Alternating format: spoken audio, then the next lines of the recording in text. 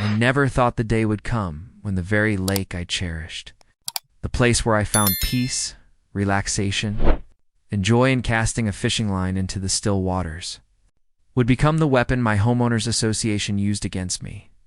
But that's exactly what happened. And the shocking twist is that the same poisoned water they thought would destroy my passion was the very water source their entire community depended on. So before I tell you what happened, let me say this. If you've ever dealt with an HOA, if you've ever had a controlling neighbor or a power-hungry board try to take away what's yours, then you need to stick with me through this story because it's going to open your eyes to how far they'll go and why you need to stand up for yourself. And while you're here, make sure you subscribe to Sham Stories because you won't want to miss what comes next. Now let me take you to the moment it all began. When I bought my lakeside property with the dream of quiet mornings, fishing rod in hand, watching the mist rise from the surface, and evenings where the sky turned golden and reflected on the water, creating a scene so breathtaking it felt like living inside a painting. But dreams like that rarely last when you live under the thumb of people who think rules are more important than freedom. And my HOA was no exception, because as soon as they noticed, I was the only one in the community who actually fished in the lake. They decided I was breaking some unwritten rule, something they couldn't allow, something that offended their sense of control, and so the war began. Not with loud confrontations or shouting matches at first, but with subtle signs, like letters in my mailbox saying I was disturbing the peace, though fishing quietly with a single pole hardly seemed like a disturbance, and then warnings about environmental impact, as though my one-man pastime was somehow destroying the ecosystem. Even though I was the one cleaning trash from the shoreline while they held parties leaving cans and bottles floating in the water. But the real breaking point came at a board meeting, one I attended out of sheer frustration, where the HOA president, a sharp-tongued woman named Marlene, stood up and announced that recreational fishing was no longer allowed on the lake because it lowered the aesthetic value of the property. And I remember the hush that fell over the room, the way some neighbors nodded in blind agreement while others looked confused, and I raised my hand, asking on what grounds they could ban something that was neither illegal nor harmful.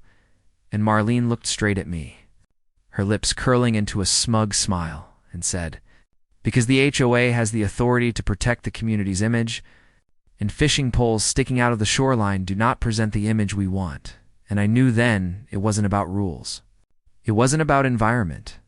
It was about control, about power, and about one woman's need to dictate how everyone lived, but I wasn't about to back down. So I told her plainly that I'd bought this property with the lake as my backyard, and I would not give up my right to fish in it. And the room broke into whispers, some siding with me, others glaring as though I had just committed a crime, and Marlene's eyes narrowed, a silent promise that she'd make me pay for challenging her authority. So I kept fishing day after day, my quiet rebellion, my line stretching into the water as a declaration that they couldn't scare me into submission. And at first the retaliation was minor. Fines mailed to me claiming I was in violation of community standards, threats of legal action, even attempts to embarrass me in newsletters by suggesting I was endangering wildlife. Though anyone with eyes could see the fish population was thriving. But then the retaliation turned darker, something I never imagined they'd dare to do. Because one morning when I walked to the dock, fishing gear in hand, I noticed the water looked strange, cloudy in patches, with an odd, chemical smell hanging in the air, and when I dipped my line in, fish didn't stir the way they usually did. Instead, I saw 3 floating near the surface, lifeless, their scales dull, and my stomach sank with the realization that this wasn't natural. Something had been put into the lake, and within days the smell grew stronger. The surface littered with more dead fish, turtles lying still near the banks. And I knew without a doubt someone had poisoned the water. Not by accident, but deliberately, and the only ones with motive were the HOA board, desperate to end my fishing once and for all by destroying the very lake itself. But what they didn't realize, blinded by their arrogance and obsession with control, was that the same lake they sabotaged was the source of water piped into their own homes. Filtered, yes, but not immune to toxins. And the consequences of their actions were going to come crashing down on them in ways they hadn't even begun to imagine. And as I stood on the dock, fists clenched. Watching the ripples distort around floating bodies of fish, I made a silent vow that if it was war they wanted, then war is what they were going to get. Because I wasn't just fighting for my right to fish anymore, I was fighting for the lake itself. For the principle that no one, not even an HOA, had the right to destroy nature and endanger lives just to prove a point. And so began the battle that would unravel everything they thought they controlled, expose them for the reckless tyrants they truly were. The days after I discovered the poisoned lake were filled with a gnawing tension that refused to let me rest. Because every time I stepped onto the dock or walked along the shoreline, the stench of chemicals clung to the air, mixed with the rotting bodies of fish and frogs. And it was clear that this was not a small act of vandalism, but a calculated strike. Someone had deliberately dumped toxins into the water. And while the board claimed to be protecting the community's aesthetic image, here was the very image of decay spreading like wildfire across what used to be pristine waters. And I knew deep down who was behind it, yet I needed proof. Because fighting the HOA was like wrestling a snake in tall grass. The moment you struck without certainty, they'd coil around you tighter and crush you with lawsuits, fines, and intimidation. So I started quietly documenting everything. Photographing the dead fish, collecting samples of the murky water in glass jars, and keeping a log of the dates, the smells, the number of carcasses floating each day. And I even reached out to the state environmental agency, filing an anonymous report. Though part of me doubted they'd act quickly enough to matter, because agencies move slow, and meanwhile my neighbors, those who once sipped coffee on their porches, with the lake breeze drifting by, began to notice changes in their daily lives. First, it was the water tasting off, metallic or bitter. Then it was rashes appearing on children after they swam or played near the banks. And when someone's dog died after lapping up water from the edge, panic finally began to ripple through the community. Though the HOA board moved quickly to control the narrative, sending out glossy newsletters claiming the issue was seasonal algae bloom, and assuring everyone that the water supply was perfectly safe. And I remember holding one of those newsletters in my hands, fury bubbling inside me at the outright lies, the manipulation, because the evidence was right there in plain sight. And yet they thought people would be gullible enough to believe them. And some were, at least at first, because trust in authority is a hard thing to shake.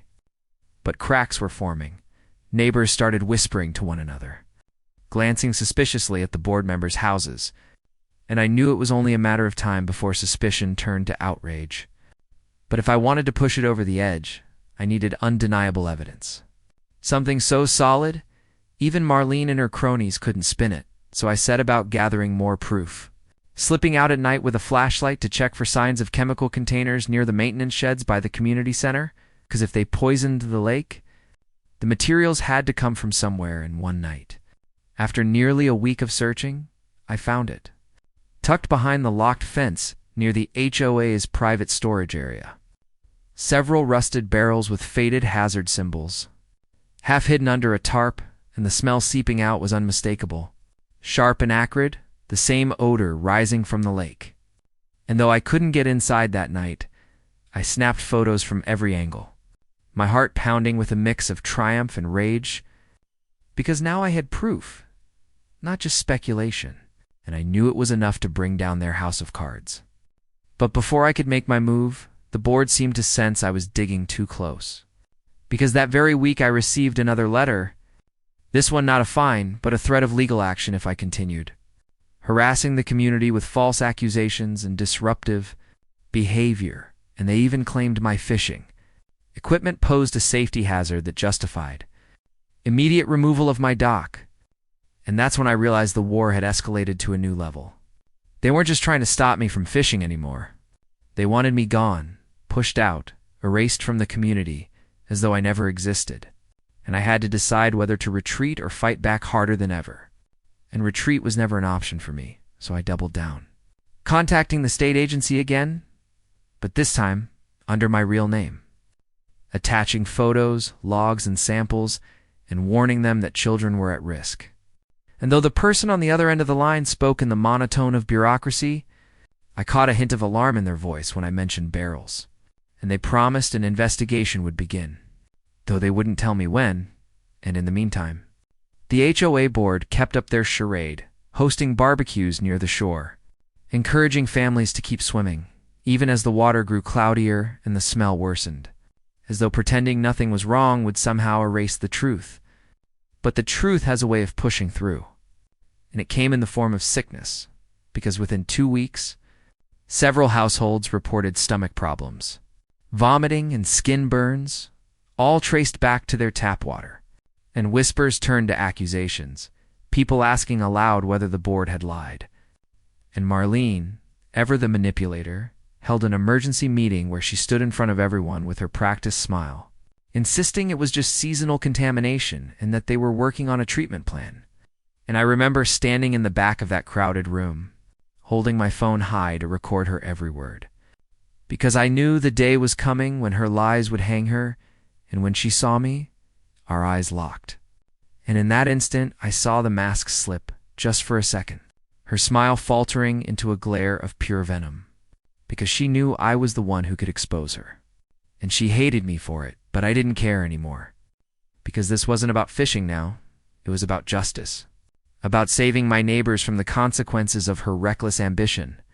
And as I left the meeting, people stopped me in the parking lot, hushed voices asking if I knew more, if I thought the water was really poisoned. And I didn't give them a speech, I simply showed them the photos of the barrels. And the look on their faces told me that the tide was turning, doubt was spreading like wildfire. And soon, even the most loyal followers of the board would start questioning everything they were told. And I knew then it was only a matter of time before the truth exploded into the open and the entire neighborhood realized. They had been drinking from the very lake their leaders had poisoned in a petty war against me. And when that day came, there would be no turning back for Marlene and her empire of control. The unraveling of the HOA's grip on the community didn't come in one dramatic explosion, but rather in small cracks that widened with every passing day, like a dam about to burst, and I could feel it whenever I walked through the neighborhood. The way conversations stopped when board members approached, the way whispers grew louder when I showed up with my binder full of evidence. And though Marlene still strutted around like she owned the place, her confidence was beginning to falter, especially as more neighbors started knocking on my door at odd hours, seeking answers, some angry, some terrified, and all of them tired of being lied to, and I welcomed them inside, spreading the photos, water test results, and logs across my dining table like a war map, pointing to the barrels I've discovered, the dates when the fish began dying, the strange illnesses lining up with the timeline, and every person who saw it left my house with fire in their eyes, anger burning where there had once been blind trust, and word began to spread faster than I could control, which only made the board more desperate to silence me, so they tried another tactic, issuing an official letter claiming I was guilty of slander, threatening to fine me $500 for every false statement I spread, and warning that further non-compliance would lead to legal action and even foreclosure proceedings. But by then I wasn't alone anymore, because several families had already joined me, pooling resources to hire an independent water testing company. And when the results came back, the numbers were horrifying. Toxic levels of chemicals far beyond safe limits. A cocktail of pesticides and industrial runoff that could only have come from deliberate dumping. And when I held the report in my hands, thick with charts and signatures, I knew I finally had the weapons strong enough to cut through the board's lies. So we organized, not with anger but with determination, deciding to hold our own community meeting outside the HOA's jurisdiction, inviting every neighbor to hear the truth, and on that night the turnout was bigger than I could have imagined. Families huddled together in the community park, children clinging to parents, faces illuminated by lanterns and flashlights. And when I stood before them with the report in one hand and photos in the other, the silence was so thick you could hear the wind rustling through the trees. And I spoke not with fiery rage, but with steady conviction, explaining what had been done, showing them the evidence, passing around the documents. And when gasps and murmurs spread through the crowd, I knew the dam was breaking. But the real moment came when one of the mothers stood up, her voice shaking with fury, holding her toddler who had been hospitalized with a rash and fever. and she demanded to know how Marlene and her board could look her in the eye and tell her it was algae while children suffered. And the crowd erupted, shouts of anger echoing into the night. And though Marlene and her cronies tried to hold their ground, they couldn't control the flood of outrage. And the meeting ended not with consensus, but with raw energy, a storm that would soon hit the board like a hammer. And the next day, things escalated further, because word of our meeting spread beyond the neighborhood. Someone had called the local news, and a reporter showed up at my doorstep, camera in tow, asking about the poisoned lake. And though I hesitated, knowing the board would accuse me of grandstanding, I agreed to speak, because sunlight was the best disinfectant. And within 24 hours, the story aired on the evening news, showing images of dead fish, barrels behind the maintenance shed, and interviews with sick families. And suddenly, it wasn't just our neighborhood that knew. It was the entire county. And the board could no longer spin their lies in the safety of closed meetings. They were being forced into the open, and Marlene responded the only way she knew how: doubling down. Holding a press conference where she smiled and insisted the allegations were baseless, claiming the barrels contained lawn care supplies and that the water issues were caused by natural conditions. But the more she spoke, the more desperate she sounded, and the more the public doubted her. And meanwhile, the state environmental agency finally arrived. Inspectors in hazmat suits combing the shoreline, taking samples, hauling away barrels, and marking off contaminated areas with yellow tape. And when the official report came out a week later, it confirmed everything we already knew. The lake had been poisoned with banned pesticides, levels so dangerous they could cause long-term health risks. And the agency named the HOA as the responsible party, since the barrels were found in their storage. And though Marlene tried to deny it, the evidence was too overwhelming. The fingerprints of negligence too obvious. And lawsuits began to pile up, families filing claims, attorneys circling like hawks, and for the first time since I moved in, the HOA board was on the defensive, scrambling to protect themselves. But for me, the victory was bittersweet. Because while the truth had finally surfaced, the lake I loved was still dying. The water still unsafe, the fish population devastated. And every time I looked out at the murky surface, I felt a pang of loss, like a friend betrayed. And I knew recovery would take years, maybe decades. But I also knew this wasn't the end. Because the board wasn't going to go down quietly, not Marlene. Not the others who had built their little empire of power. And I could already sense their next move. The way snakes rise even after their heads are cut off. Because for people like them, control is everything. And losing it means war without limits. So while my neighbors rallied around me, while the news coverage painted us as victims fighting back against corruption, I prepared myself for the next chapter, knowing full well that Marlene wasn't finished. That she would come at me with everything she had left, and the battle for the soul of our community had only just begun. If the fallout from the Environmental Agency's report had cracked the HOA's shell of authority, the weeks that followed shattered it into jagged pieces. Yet in the wreckage, Marlene's defiance only hardened. And while most people in her position would have resigned quietly, hoping to disappear into obscurity, she doubled down, sending out letters filled with venom, accusing me of orchestrating a smear campaign, insisting the evidence was fabricated, and even suggesting I had planted the barrels myself to frame them. A lie so outrageous it would have been laughable if not for the number of loyalists who clung to it. Neighbors too stubborn to admit they'd been duped, and with every denial she made, with every press release dripping with self-righteousness, the tension in the community twisted tighter, like a rope fraying under strain, and you could feel it in the air. In the way people avoided eye contact at the mailbox, in the way arguments broke out in the middle of the street. And I knew the board's collapse wasn't going to be neat or simple. It was going to be messy, ugly, and dangerous. Because power doesn't slip quietly from hands that have grown addicted to it. And Marlene's addiction ran deep, so I kept preparing myself, documenting every move they made, every lie they told. And while the lawsuits from affected families began their slow crawl through the courts, the HOA still held one last weapon over me, the power of intimidation. And they wielded it shamelessly, sending private security patrols past my house at night, delivering notices taped to my door that threatened foreclosure over unpaid special assessments they had invented, and spreading rumors that I was responsible for the neighborhood's loss of value. But for every attack they launched, support for me grew stronger because my neighbors were no longer blind. They had seen too much, suffered too much, and while some still cowered in silence, many had crossed the line into open rebellion, organizing petitions to dissolve the board, demanding Marlene's resignation, and even staging protests outside the HOA office, holding up signs that read "Our Lake, Our Lives and Stop the Poison." And when I stood among them, watching fathers, mothers, and children chanting in unison, I felt something shift inside me, a fire stronger than anger, a determination that this wasn't just about revenge. It was about rebuilding, about reclaiming what was ours. And though I knew Marlene would never surrender willingly, the cracks in her facade were widening. Because even her closest allies on the board began to flinch under pressure, their voices less confident at meetings, their eyes darting nervously when residents shouted questions they couldn't answer. And the night it all came to a head was one I'll never forget.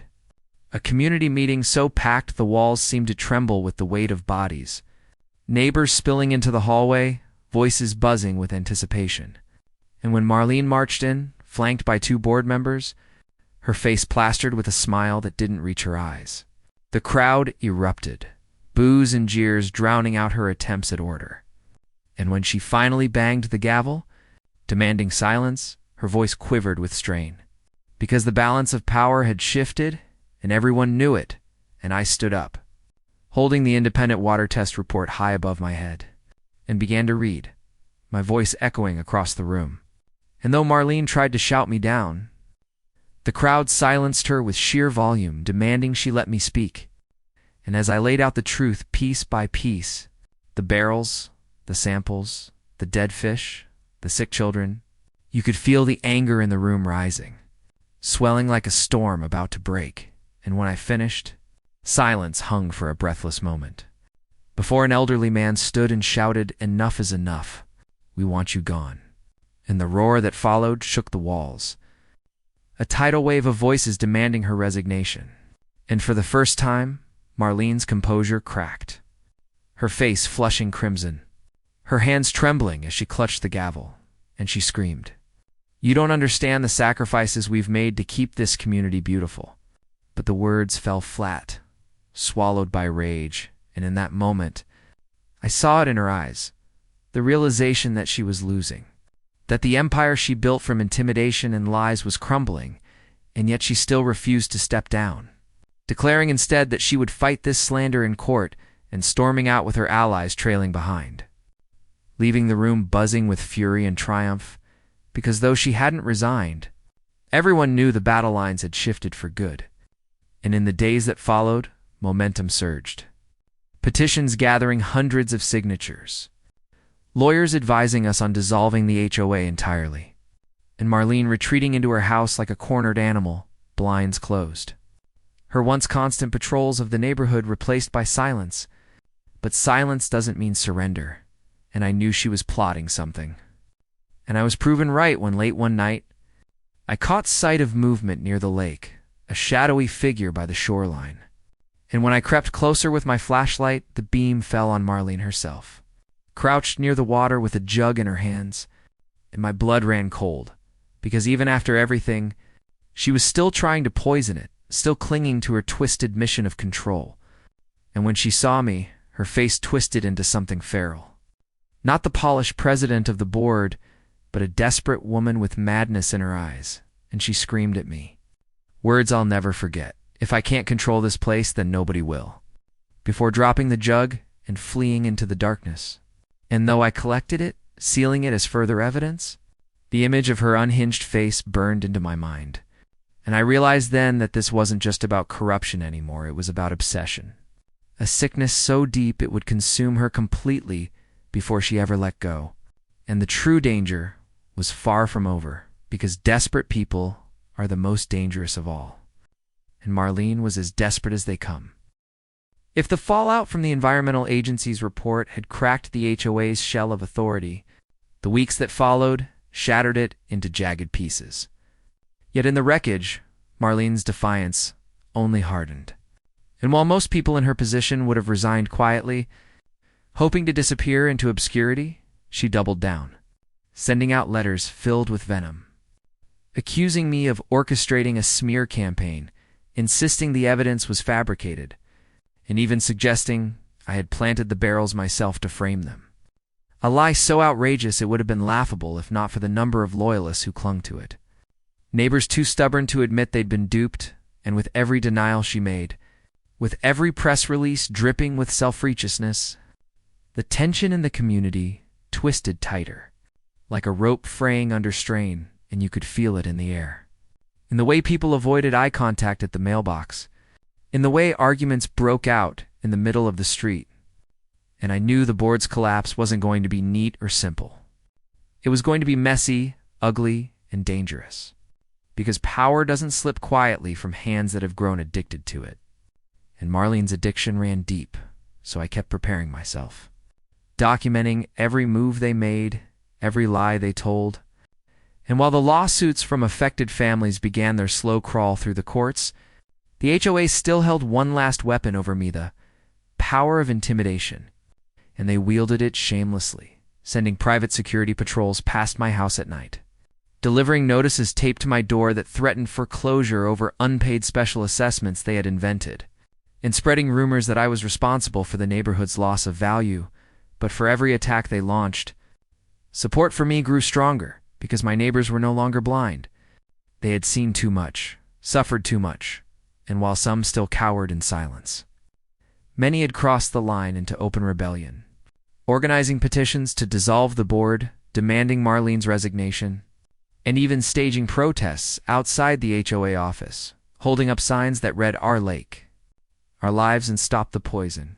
And when I stood among them, watching fathers, mothers, and children chanting in unison, I felt something shift inside me, a fire stronger than anger, a determination that this wasn't just about revenge.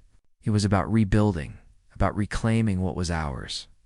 And though I knew Marlene would never surrender willingly, the cracks in her facade were widening.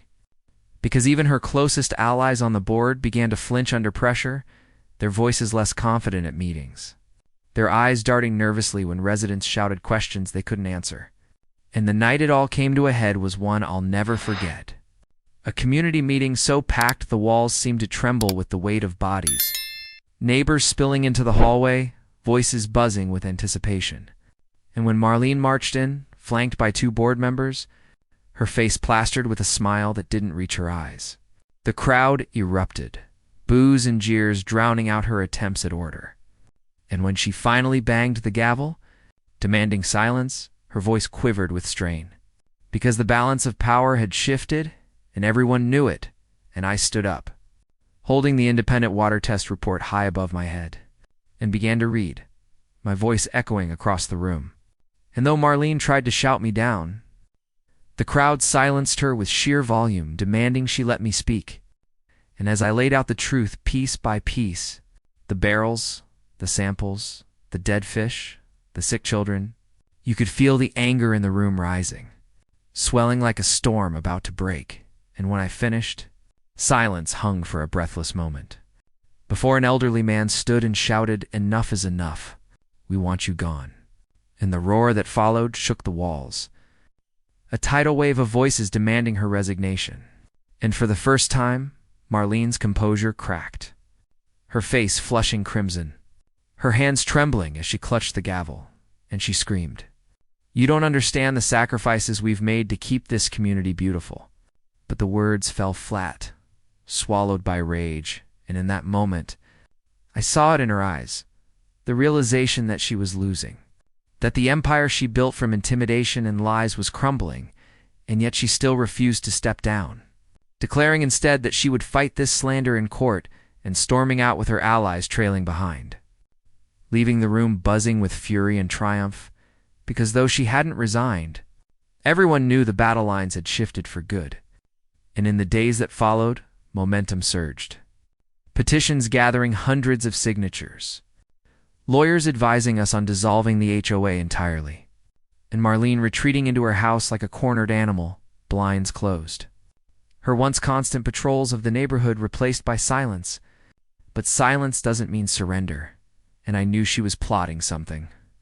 And I was proven right when late one night, I caught sight of movement near the lake, a shadowy figure by the shoreline.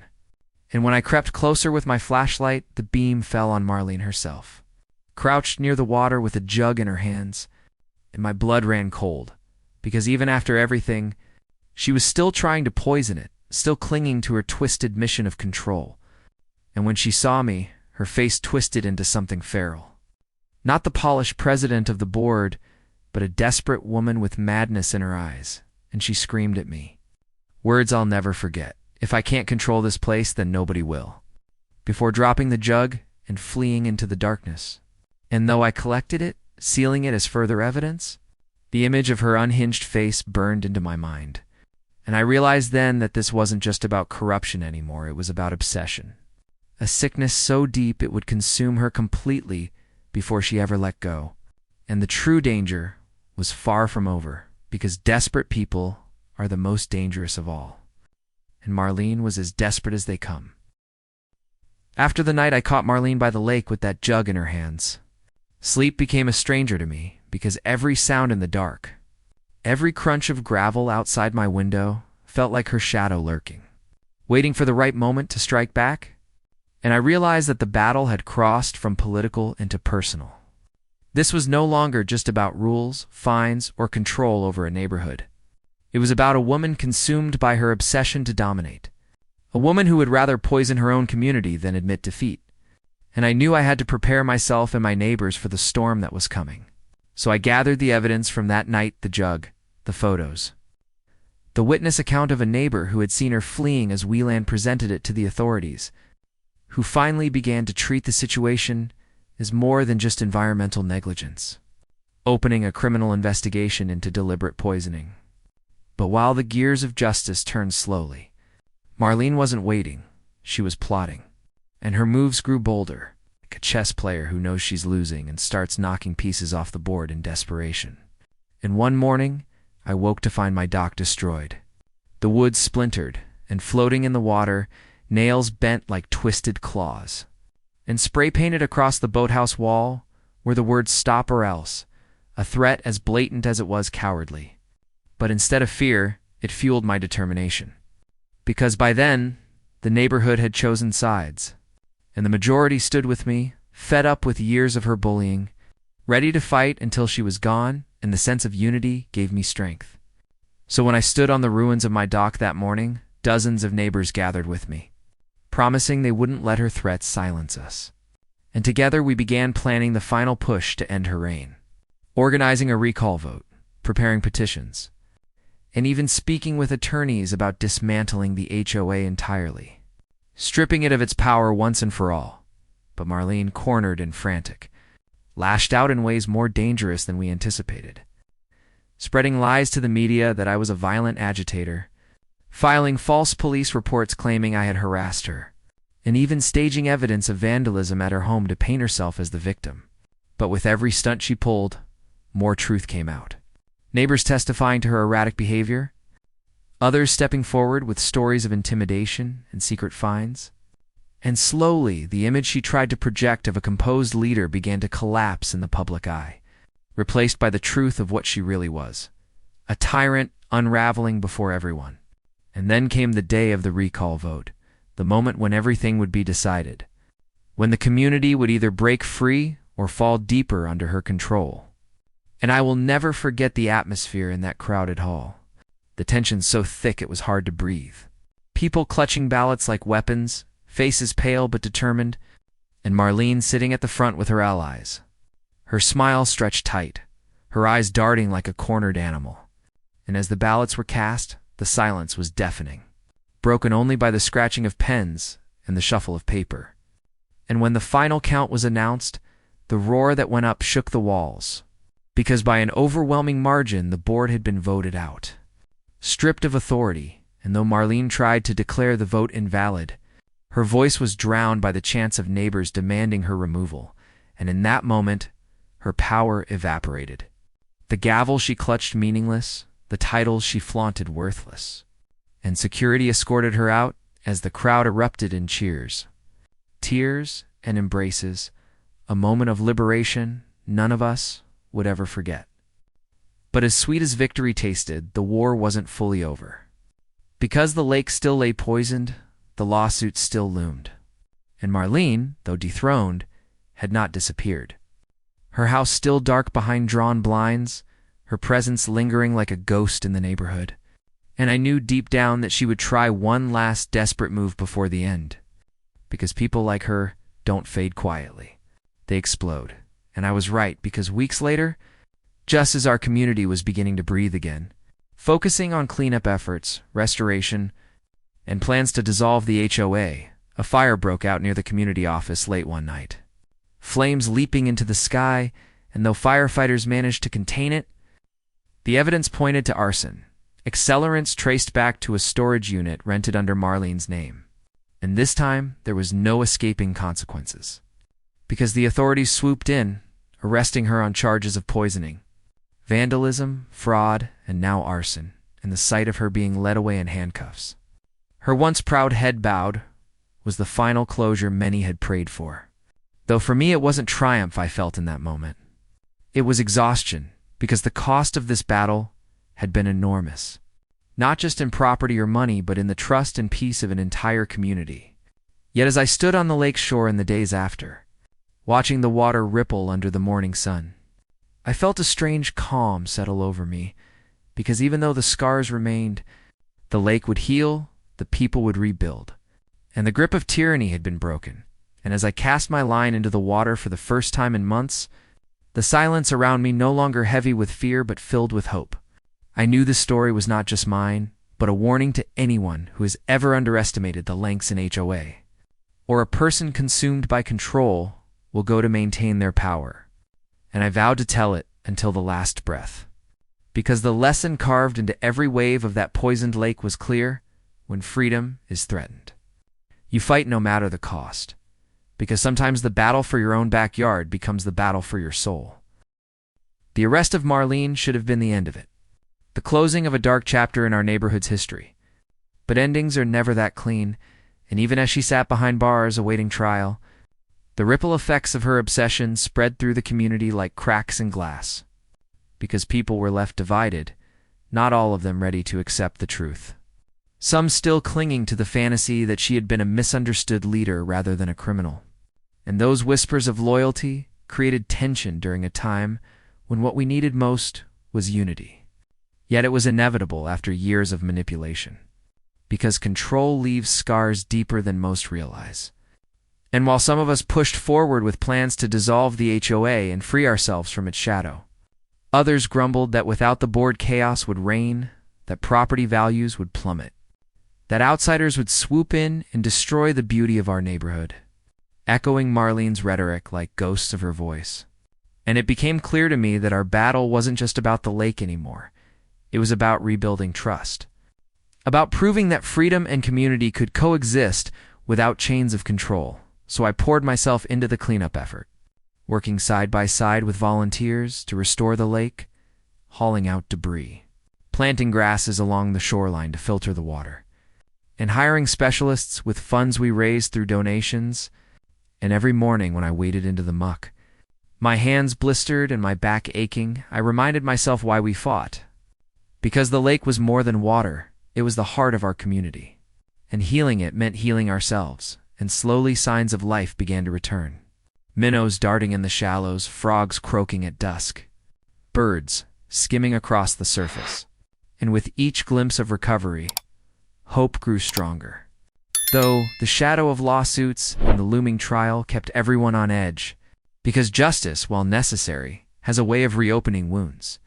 And when the day of Marlene's court appearance finally came, the courthouse was packed, reporters swarming, neighbors filling the benches, and I sat there, my binder of evidence clutched tightly in my lap, as prosecutors laid out the charges: environmental destruction, fraud, arson, and endangerment, and the evidence was overwhelming.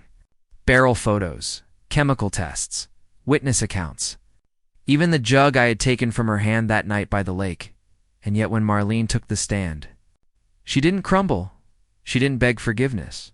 Instead, she glared across the room with that same venomous fire, painting herself as a martyr, claiming she had only done what was necessary to preserve the community, that I was the villain, that I had led a mob to destroy her, and hearing her lies poured gasoline on the embers of my anger. But I held my tongue, because the truth no longer needed me to shout. It stood on its own, undeniable and sharp, and in the end, the jury saw it too, returning with a verdict of guilty on multiple counts. And when the judge handed down her sentence, years in prison, fines so steep they would strip away everything she had expected to feel triumphant. But what I felt instead was hollow, because watching her being led away, her shoulders hunched, her eyes wild but defeated, I realized that obsession had consumed her long before this. And in some twisted way she had already been a prisoner long before the cell doors closed. But the damage she left behind was real, and cleaning up her mess fell on us, the people who had endured her reign. And while the legal battle was over, the practical battle was not, because the poisoned lake was still fragile. The community fractured, and the financial burden of repairs heavy. Yet there was also resilience. Neighbors who once barely waved now working shoulder to shoulder. Teenagers hauling buckets of clean water to fish hatcheries we established. Retirees planting trees along the shore. And laughter returning in small moments. Children skipping stones again. Families holding picnics by the water's edge. And every sign of recovery was a victory in itself. A reminder that communities can heal even from the worst wounds. But just as peace seemed within reach, a new problem surfaced. One that reminded me how fragile victories are, because during the cleanup, specialists discovered deeper contamination in the groundwater, chemicals that had seeped far beyond the lake, threatening not only our homes, but also surrounding areas. And the realization struck us hard. Marlene's actions had consequences larger than we ever imagined. Consequences that stretched beyond our neighborhood, affecting farms, wells, and even municipal water supplies. And suddenly, our fight was no longer local. It was regional, and though we were exhausted, we had no choice but to face it, because turning away now would mean letting her legacy poison lives far beyond ours.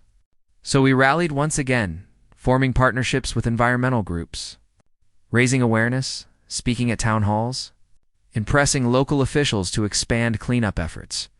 And though the scale of the challenge was daunting, the momentum we had built carried us forward, transforming us from victims of an HOA's tyranny into leaders of a larger fight for environmental justice. And as strange as it sounds, in those moments I realized that out of all the destruction, something stronger had been born, a community no longer bound by fear but united by purpose. And I knew deep in my bones that while Marlene had tried to break us, she had instead forged us into something unshakable. And the poisoned lake that once symbolized loss now symbolized resilience, its recovery mirroring our own. Yet even as I stood on its shore one evening, watching the sunset paint the water in gold and crimson, I couldn't shake the thought that her shadow still lingered. Not in person, but in the lessons she left behind. A reminder that power in the wrong hands can destroy everything.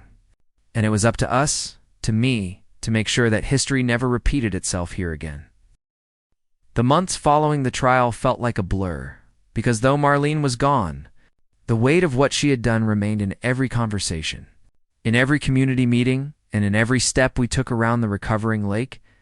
Yet there was a strange sense of liberation too, as if her absence had allowed the neighborhood to finally breathe after years of suffocation. And that air of freedom carried us into a new chapter where trust had to be rebuilt from scratch. Because without the HOA board's iron grip, decisions fell back into the hands of the people, and at first, it was chaotic. Neighbors arguing about budgets, about maintenance, about who should lead and how much authority anyone should have. But out of that chaos came something raw and honest. A democracy that had been denied to us for too long, and though it was messy, it was ours. And I found myself at the center of it, not because I wanted power, but because people saw me as someone who had stood firm when everything was crumbling, and their trust both humbled and weighed on me. Because leadership is heavy when you know what bad leadership can do. Yet I accepted the role of guiding, not controlling, helping organize a volunteer council where decisions were made openly. Votes cast in living rooms rather than behind closed doors. And slowly, we began to shape a future that looked nothing like the past. But the scars of Marlene's reign weren't easy to erase.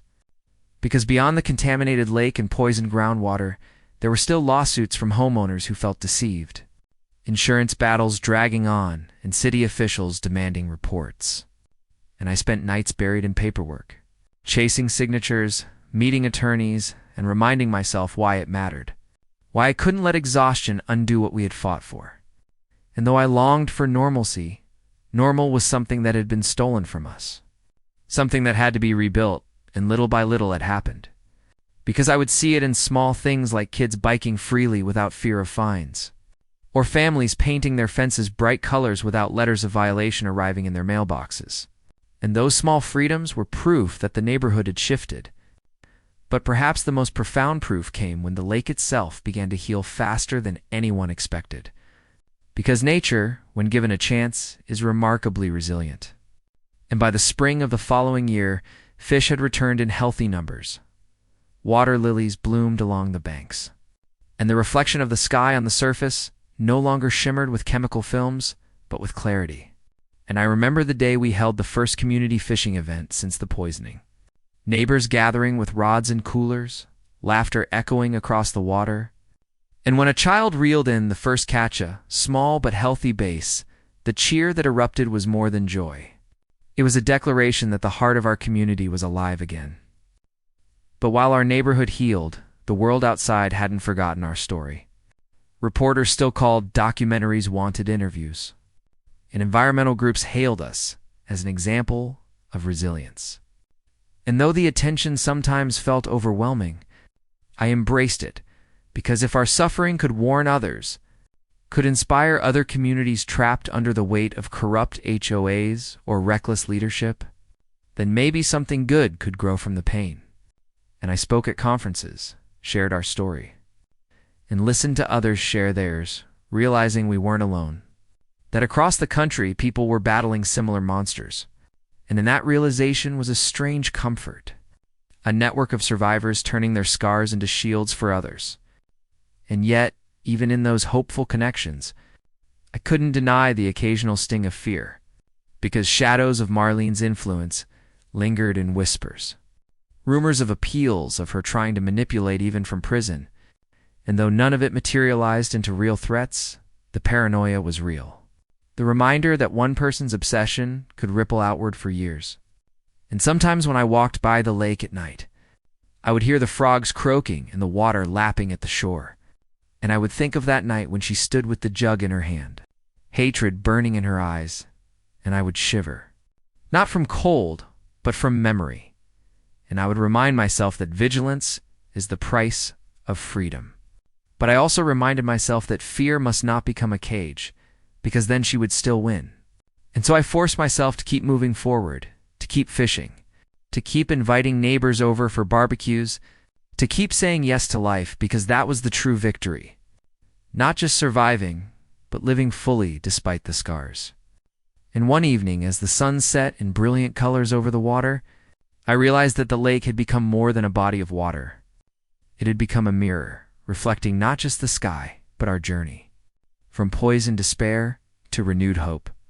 And in that reflection, I saw a truth that I wanted everyone to hear, that no matter how deep the poison runs, whether in water or in hearts, healing is always possible if people stand together, if they refuse to bow to fear.